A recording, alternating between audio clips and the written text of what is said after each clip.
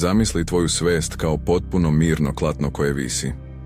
Nema ni jedne misli, odluke ni plana, samo čista prisutnost.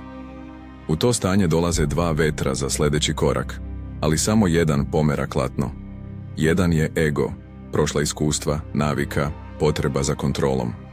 Ego kaže, sutra ovo moram. To nije slobodna volja. To je automatizam koji ne podnosi tišinu. Drugi vetar ne dolazi iz ega. Dolazi kao jasan impuls iz polja. Prva misao, aha ili wow trenutak. Tada ne postoji odlučio sam, već samo došlo je. Kada ego ne pomeri klatno prvi, impuls dolazi iz polja, iz božanskog vođstva. Zato se ne govori, sutra moram to da uradim.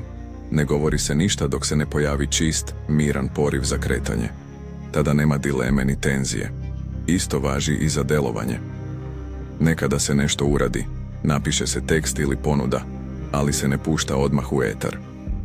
Ne zato što je pogrešno, već zato što još nema da iz polja. Kada se pojavi jasno da, to znači da je spremno za delovanje. To je najviši oblik ljudske inteligencije i to je Božja volja na delu.